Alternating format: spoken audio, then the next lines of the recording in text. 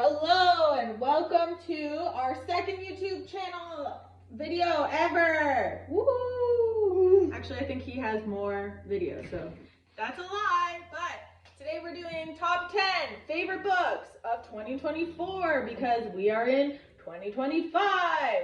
And see, Julian and I compiled the list and we're going to do it in real time.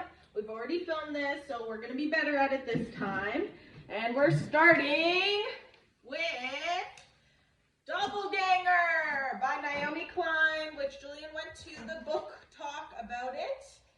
And so it's pretty cool. Naomi Klein is a pretty famous Canadian. Yeah? Yeah. Why did you like this book, Jules? It comes out the online business has become so toxic. How online spaces have become so toxic. Very true, very true. And just being cautious about that and kind of having conversations about that. Okay, that's his #1 pick for 2024. So go run and read that book. We got the second one. It's kind of following a similar theme. He also went to a talk by this guy, David Sachs, who's Canadian as well. And it's called The Future is Analog. And what is it about, Julian? It's kind of the same themes of why we should be worried about the internet and what we're posting, and kind of going back to, you know, a more simple way of living before we were globalized. Yeah. Yeah. So that's that. That's his second favorite book. So you see a theme. #3, we got Brother, Do You Love Me? Now this was really an emotional talk we went to at CAMH in Toronto, and it's by brothers who, the one brother was trying to get his other brother out of, he was living in kind of like a lockdown situation during COVID, and so he got his brother out of there. His brother had Down syndrome, so this was relatable to Julian as somebody who has a disability, right? Yeah. You really like this book? Very relatable book. That's why it's his #3. Okay, #4 is Prequel.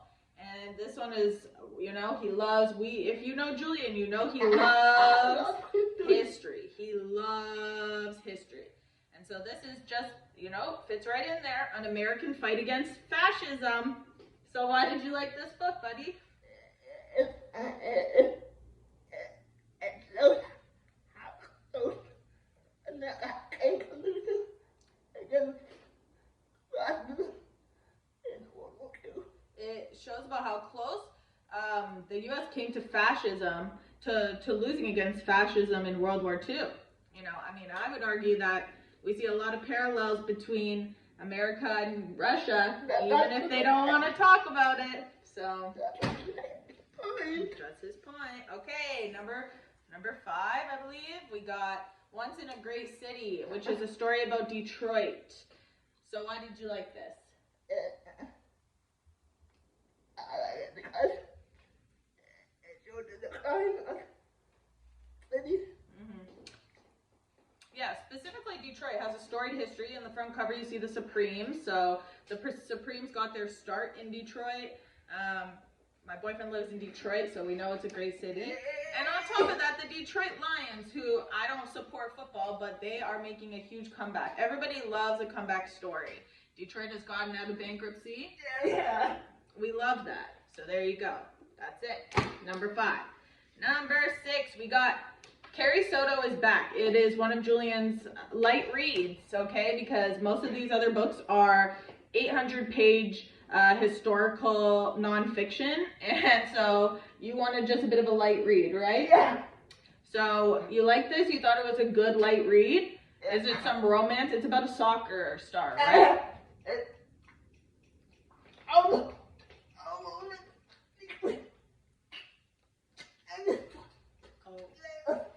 Oh, it's about tennis? Yeah. Not soccer, tennis. Tennis players, okay. Then we got The Lemon Tree. So Julian was actually, he did, it was just like a discussion online about the war that is, you know, been going on for a very long time. So, you know, obviously the war is a hard, you know, free Palestine, of course, that's how we feel, but this was kind of, you know, it's an Arab, a Jew, and the heart of the Middle East. So the whole point of this club or whatever that you were in was kind of just discussing, you know, peace talks, which really the government should be doing. Why aren't we doing the government's job? Grassroots. It's the grassroots. But yeah, this was really good, and he liked this book, The Lemon Tree. Okay, number 8, we got another Naomi Klein. Look how thick this book is. You'll never catch me reading it.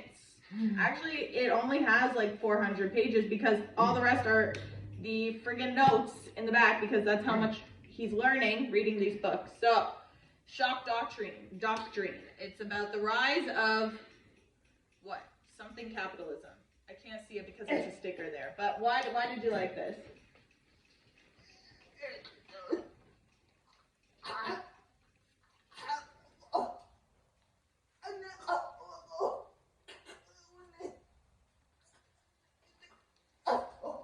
How far America will go to remain successful. As we know, they will go very far. They will go to the ends of the earth.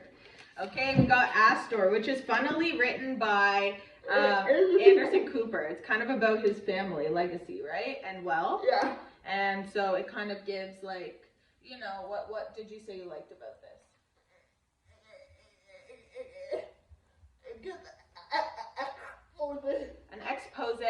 An expose on, like, the life of the rise and fall of an American fortune. This is something we hope happens to the Waltons one day.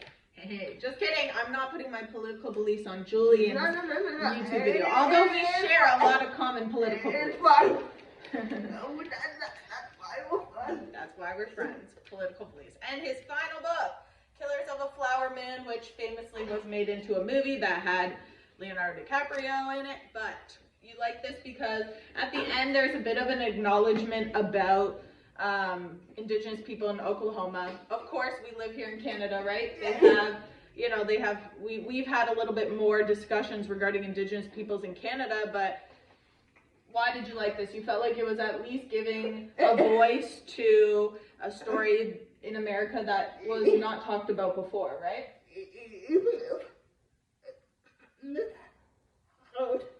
Even if it's misheard. And I think that's important. I mean, you can read stuff and get your own opinion on things always. And so you can always learn a lot from books. And that's our conclusion for today. Open a book. Julian is already on his 3rd book of the year, probably. So this is your sign to go and read. And thank you. Bye. Subscribe, like, share.